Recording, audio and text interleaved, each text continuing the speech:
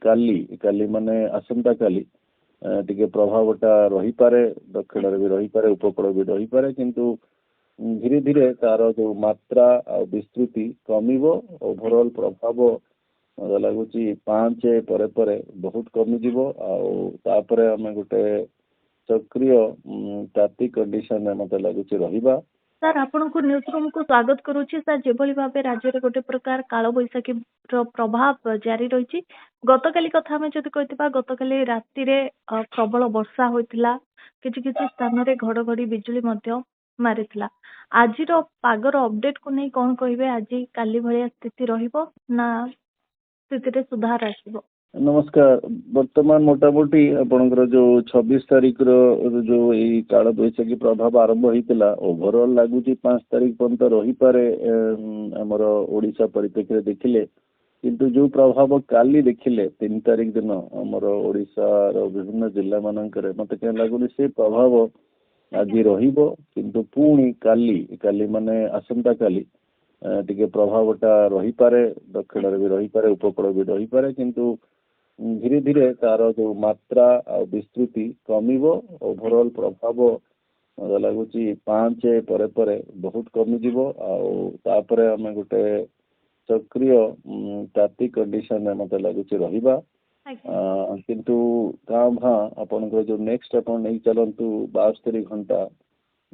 Isolated pockets रे आपणकर काल बैशाखी प्रभाव रहुଛି कारण पश्चिम भारत रे गोटे शक्तिशाली पश्चिमा झड़र प्रवेश होउची ता प्रभाव रे पश्चिम भारत रे जो राज्य माने अछंती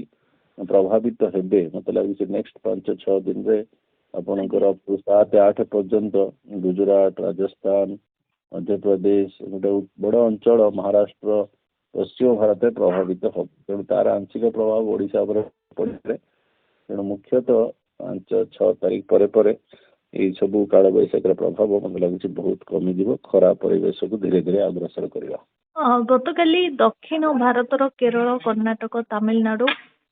आंध्र प्रदेश से प्रबल वर्षा होती स्थाने स्थाने जलबंदी भली स्थिति देखा मिलता किंतु ओडिशा रे टिके भी एते मात्रा रे प्रभाव पड़िलानी यार कारण कौन दक्षिण भारत रे जो हमर पश्चिम भारत रे विभिन्न प्रकार कारक मान काम कर नेक्स्ट 3-4 दिन रे पश्चिम भारत रे गोटे पश्चिमा जलर प्रभाव रहिबो तेणु सेठी काल बैशाखी टाइप रो परिस्थिति सृष्टि पर दक्षिण भारत कथा आपण जदि आलोचना करेंगे दक्षिण भारत में आज भी वर्षा रहुची किंतु तार जो कारक रहिबो मुख्यतः मत लगुच जो अरब सागर दक्षिण बंगोपसागर ये जो प्रभाव रे वायुर जो चलन होउची सेठी ये जो काल बैशाखी वर्षा करिवार माने बेसी सहायक होउची मुख्यतः पूर्व वायुर टिके प्रभाव रहुची दक्षिण भारत रे तेणु किंतु धीरे धीरे से प्रभाव कमिबा आरंभ हो कारण पूर्व वायुर जो मात्रा वर्तमान कमिबो और धीरे धीरे हमार जो मानसून वायु तार मात्रा वर्तमान बढ़िबो। सर मॉडल माने धीरे धीरे बात्यार संभावना को अधिक देखाउछंती ओडिशा पश्चिम बंग और बांग्लादेश मध्य रे बात्या लैंडफॉल करिबो बोली कहा जाउछि किंतु भारतीय पानीपाग एते आगरु किछि सूचना देउ नाही मॉडल मानको आकलन ऊपर केते सत्यता रहिछि बोली हमें कहि परिबा। नहीं देखो मॉडल माने किछिटा ठीक देखेबे किछिटा भूल देखेबे आपणकर दायित्व रहुछि जे आपण कोटा ठीक कोटा भूल ता भितर पार्थक्य करिवे सेति पई कि किछिटा आपणकर अंडरस्टैंडिंग ता पर दरकार किंतु ओवरऑल आपण जे देखिबे मे मास रे हमर बंगोपसागर विगत 5 वर्ष ला सक्रिय अछि तेणु सक्रिय रहिबारे किछि आश्चर्यजनक जिनस नाही मोटामोटी आपणकर मे द्वितीय हप्ताह पर किछिटा एक्टिविटीज हबो मते लागुची से जो घूर्णिबल कि लघुचाप क्षेत्र जदि सृष्टि हेबे तबे ताहले हमर जो दक्षिण पश्चिम जो मानसून वायु को मते लागुची बंगोपसागर को बहुत सक्रिय रूपे ताको आनिबो माने हमर जो विषुव रेखा अंचल से भी टिके प्रभाव मानसून वायु को सक्रियता आनी पारे किंतु केते संगठित हब सिस्टम टा कुआड़े जीव संगठित हब कि नहीं तार जो मोटामोटी आकलन टा आपण 5 दिन पूर्व ही सठिक पाई परिबे कारण मॉडल माने इन जनरल समस्ते भूल कहती कौन सी मॉडल आपन को सठिक विवरण दे परिबो नाही आ दैट टू एते दिन आगुर आपन वर्तमान 4 रे अछंती आपन कहउछती कोन 14 रु 20 भितर कौन हम तेना 10-12 दिन पूर्व एते कह जाई पारेनी अपेक्षा करिया पड़ियो मते लागुची 10-11 पर स्पष्टता आसीबो। सर जो काल बैशाखी प्रभाव वर्तमान समय चली आज केउं केउं जिले में वर्षा हेबो बोली आपनक आकलन कहूची आ जदि कहबा जो गोटे क्वेश्चन आछि जे जाजपुर जिले में केते दिन काल बैशाखी वर्षा हेबो एवं पागरे केबे परिवर्तन हेबो कोन कहली सर? 2-3टा जिनस जना पड़ुची कारण पश्चिम उत्तर पश्चिम भारत में वर्तमान गोटे काल बैशाखी सॉरी गोटे पश्चिमा झड़र प्रवेश होउची शक्तिशाली पश्चिमा झड़ जदिओ से पश्चिमा झड़टा पूर्व आड़ को अग्रसर हो पारुनी किंतु तार किछिटा प्रभाव पड़िबो किंतु पश्चिम भारत में बहुत बड़ अंचल गोटे आद्रा प्रभावित हबो मुख्यतः गुजरात लगुच बहुत वर्षा पाइबो। ओडिशा परिप्रेक्षी देखिले आपणकर काल बैशाखी रहिबो कारण जाजपुर जिला आपण जो पचाउचंती मते लागु जाजपुर जिल्ला रे आज अवश्य अल्प रही पारे किंतु पुणी काली आ पर दिन माने 5 तारिख और 6 तारिख अपराह्न समय कंडीशंस रहुची काल बैशाखी रे ओवरऑल मते लागुची आंशिक प्रभाव विभिन्न ओडिशार विभिन्न जिले में पड़ी पारे किंतु 2टा जोन मते मुख्यतः लगुच गोटे दक्षिण ओडिशा आ गोटे उपकूलवर्ती ओडिशा रे मते लगुच टिके प्रभावटा रही पारे किंतु जो मात्रा विस्तृति वर्तमान धीरे धीरे कमीबा आरंभ हो किंतु तथापि संपूर्ण कमु कमु मते लगुच 5 ऊपर हे 5 कि 6 हे जो। आज्ञा सर सर जाजपुर रे गतकाली जदि कहबा संध्या बेले डार्क क्लाउड बहुत देखा मिलला तापरे परे जेमती कि राति भलिया फील है दिन में तापरे परे ताहा छाड़ी गला ठंडा पवन मध्य बहिला तापरे परे वर्षा पवन देखा मिलला एमिति कहीं बहुत समय रे एपरी अवस्था देखा मिलुची जाजपुर। हाँ नहीं आप जाजपुर पार्श्ववर्ती जो जिला माने उपकूलवर्ती जिला माने उत्तर दक्षिण काली जो समय सीमा रहा अपराह्न अभिन्न उत्तर पश्चिम जिला माने पश्चिम किछिटा जिला माने केंद्रीय जिला माने काली जो समय सीमा रहा 3टा रु नहीं राति 11टा कि 1 पर्यंत से समय सीमा रे से बादल संगठित है पश्चिम रु पूर्व आड़ को अग्रसर है आप जो कहते प्रथम एपिसोडटा जाजपुर जिले में बादल संगठित है किंतु वर्षा हलानी किंतु से जो जगह आप अच्छे जगह मे भी वर्षा नहीं पारे किंतु अन्य कौन जगह वर्षा काली बहुत विस्तृति वर्षा तेना वर्षा होता पारे नेक्स्ट एपिसोड आप पुणी संध्या पर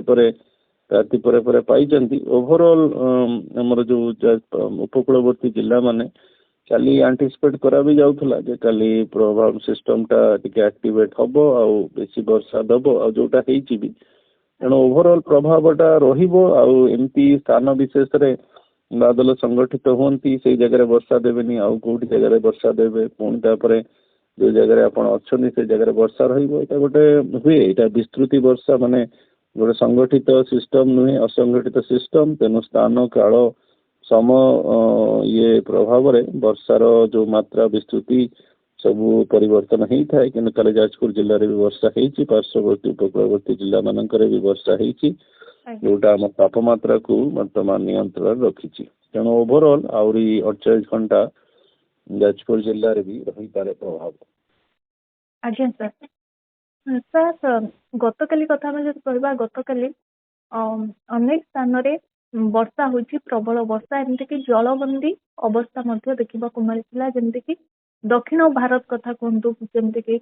केरल कर्णाटक तमिलनाडु और आंध्र प्रदेश रे यही सब राज्य रे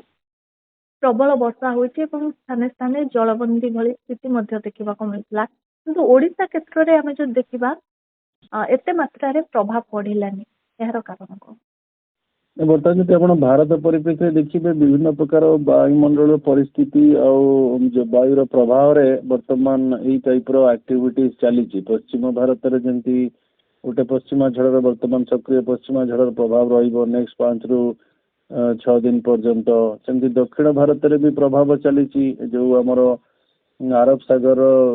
टिके जो कंडीशन हो कि पूर्वा वायु बंगोपसागर हो से वायुर मिश्रण फल दक्षिण भारत जो राज्य मानक प्रभाव पड़ुची आज भी लगुच से पड़ो କିନ୍ତୁ ଓଡ଼ିଶାର ଯୋଉ कारक ଓଡ଼ିଶାର ଯୋଉ କାଳବୈଶାଖୀର ଯୋଉ ମେକାନିଜମ ଯୋଉ कारक ଅଛନ୍ତି ସେ ହେଉଛନ୍ତି ପଶ୍ଚିମା ଝଡ଼ର ଯୋଉ ସର୍କୁଲେସନ ଝାଡ଼ଖଣ୍ଡ ଉପରେ ଅଛି ସେ ବର୍ତ୍ତମାନ ଧୀରେ ଧୀରେ ଦୁର୍ବଳ ହେବାକୁ ଆରମ୍ଭ କରିବ। ତେଣୁ ବିଭିନ୍ନ ପ୍ରକାର ଅଞ୍ଚଳରେ ବିଭିନ୍ନ ପ୍ରକାର ବାୟୁର ପରିସ୍ଥିତିରେ ଏଇ ଯୋଉ କାଳବୈଶାଖୀ ବର୍ଷା ହେଉଛି। କିନ୍ତୁ ମୁଖ୍ୟତଃ ଆପଣ ଯଦି ଗୋଟେ ଓଭରଅଲ୍ ସମଷ୍ଟି ନେବେ ଏ ବର୍ଷ ଆମର ଯୋଉ ଗରମ ଅବସ୍ଥା ଟିକେ କଣ୍ଟ୍ରୋଲ ନିୟନ୍ତ୍ରଣରେ ଅଛି। 2024 ଟାଇପ୍ର ନାହିଁ, କିନ୍ତୁ ବିଭିନ୍ନ ପ୍ରକାର ବାୟୁମଣ୍ଡଳ ପରିସ୍ଥିତି ବିଭିନ୍ନ ଅଞ୍ଚଳରେ କାଳବୈଶାଖୀ କରାଉଛନ୍ତି, ଯୋଉଟାକି ଭଲ କଣ୍ଡିସନ ରହୁଛି ଗରମ ପ୍ରଭାବରୁ ଆମକୁ ରକ୍ଷା କରିବା ପାଇଁ। କାରଣ ଆଉ ଗୋଟେ ମାସ ମେ ମାସଟା ଆମର ଅଛି ଗରମ ଯୋଉ ମାସ, ଓଡ଼ିଶା ପରିପ୍ରେକ୍ଷୀରେ ସେମିତି ଲାଗୁଛି 7 ପରେ ପରେ ଏଇ ଯୋଉ ଗରମ କଣ୍ଡିସନର ବଢ଼ିପାରେ। କିନ୍ତୁ ଦକ୍ଷିଣ ଭାରତରେ ଆନ୍ଧ୍ରପ୍ରଦେଶ ତାମିଲନାଡୁରେ ବି ବର୍ଷା ରହୁଛି। ଆଜ୍ଞା ସାର୍। ସାର୍ 4, 5, 6 ତାରିଖରେ ଉତ୍ତର ଆଉ ଉପକୂଳ ଓଡ଼ିଶାରେ ଭଲ ବର୍ଷା ହେବ ବୋଲି କ୍ଲାଇମେଟ୍ର ମଡେଲ ଦେଖାଉଛି, କିନ୍ତୁ ପୁଣି 7 ତାରିଖରୁ ରାଜ୍ୟରେ ଗରମ ବଢ଼ିବ ବୋଲି କ୍ଲାଇମେଟ୍ ଆକଳନ କରୁଛି। ଆପଣଙ୍କ ଆକଳନ କ'ଣ କହୁଛି ସାର୍? ନାଇଁ, ମଡେଲ ବିଭିନ୍ନ ପ୍ରକାର ମଡେଲ ଆକଳନ କରିବେ, କାରଣ ସେଇଟା ବହୁତ ରାପିଡଲି ଡେଭଲପିଂ ସିଚୁଏସନ। ମୋଟାମୋଟି ଲାଗୁଛି ଯେ ଆପଣଙ୍କର ଉପକୂଳବର୍ତ୍ତୀ ଓଡ଼ିଶା ହଉ, ଦକ୍ଷିଣ ଓଡ଼ିଶା ହଉ, ଉତ୍ତର ଓଡ଼ିଶା ହଉ, ଆହୁରି 48 ଘଣ୍ଟା ଓଡ଼ିଶାରେ ସେ ପ୍ରଭାବଟା ରହୁଛି। ଅପ୍ ଟୁ ନେଇ ଚାଲନ୍ତୁ 6 ତାରିଖ ପର୍ଯ୍ୟନ୍ତ ପ୍ରଭାବ ରହୁଛି। ଏମିତି ନାହିଁ ଯେ 7 ତାରିଖ ପରେ ସମ୍ପୂର୍ଣ୍ଣ କମିଯିବ। 7 ତାରିଖ ପରେ ବି ଆଇସୋଲେଟେଡ ଜାଗାରେ ଗୋଟେ ଦିଟା ହେଇପାରେ, କିନ୍ତୁ ମୁଖ୍ୟତଃ ଆମର ଯୋଉ ପଶ୍ଚିମା ଝଡ଼ ବର୍ତ୍ତମାନ ଦୁର୍ବଳ ହେବାକୁ ଆରମ୍ଭ ହେଲାଣି। ମୁଁ ଆପଣଙ୍କୁ କାରଣଟା କହିଦେଉଛି କାହିଁକି ବର୍ତ୍ତମାନ